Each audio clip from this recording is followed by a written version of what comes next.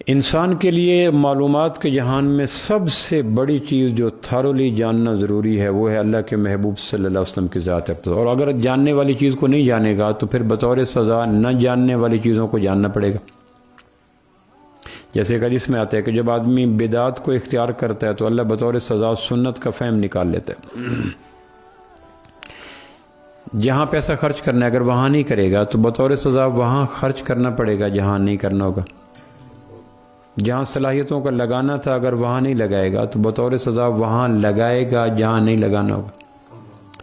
سید انور صاحب کریکٹر ہیں ہمارے پاکستان کے معروف، کہنے کہ ایک دفعہ میں نے سوچا کہ اللہ مجھے پوچھے گا کہ سید انور تمہیں میں نے اسلام دیا، قرآن دیا، اللہ کے محبوب دیے اور تمہیں انسان بنایا، شعور دیا، عقل دیا، تو نے اس زندگی کا کیا کیا؟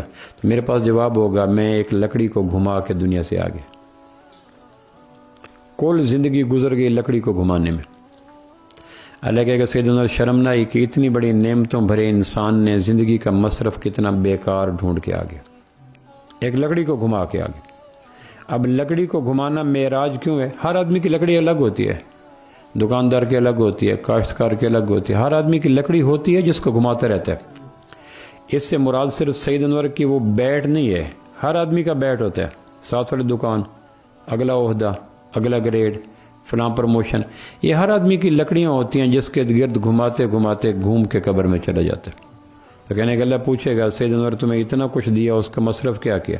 تو میں کہوں گا یا اللہ زندگی کے مصرف یہ تھا کہ لکڑی کو گھمانے میں زندگی گھما دی۔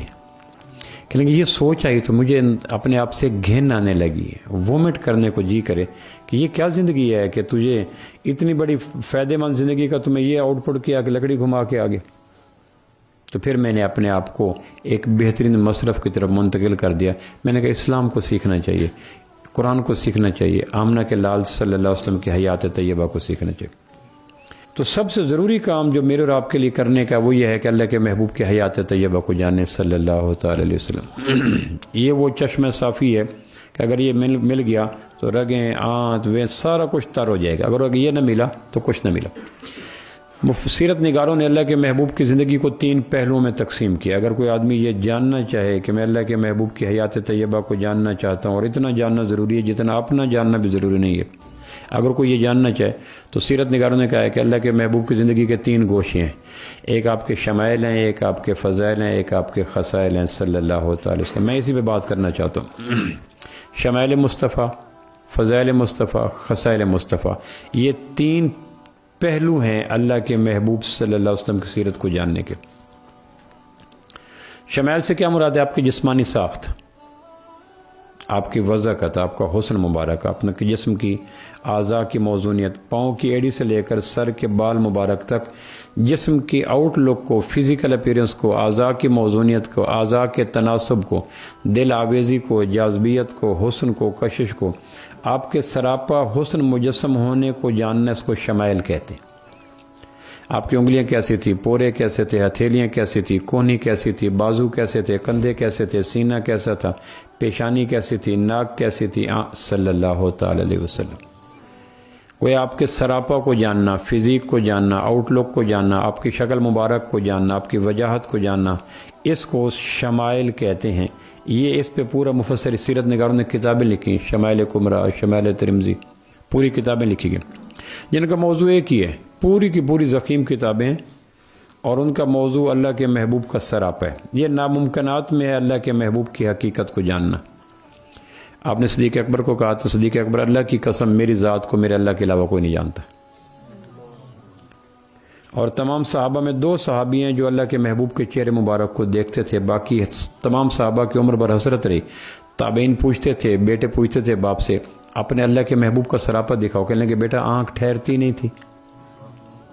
حسان تخیل کے بادشاہ ہے، احسن من کلم ترکت عینی واجمل من کلم تلد النساء خلقت مبرام من کل عیب کانک قد خلقت کما تشاء۔ یہ ایک شاعری کی نچوڑ ہے جس میں اس نے یہ آخری مسئلہ یہ ہے کہ میرے محبوب آپ تو ایسے بنے جیسے آپ نے چاہا۔ یعنی شمائل کے حوالے سے اتنی خراج عقیدت اس آخری لاسٹ ون فکر میں ہے، کانک قد خلقت کما تشاء، کہ میرے محبوب آپ تو ایسے بنے جیسے آپ نے چاہا۔ وہ یہ کہتے ہیں کہ جب میں مجلس میں آتا اور اللہ کے محبوب کو دیکھنا چاہتا تو اپنے آنکھوں پہ ہتھیلی دے لیتا تھا، دیکھ نہیں سکتا تھا۔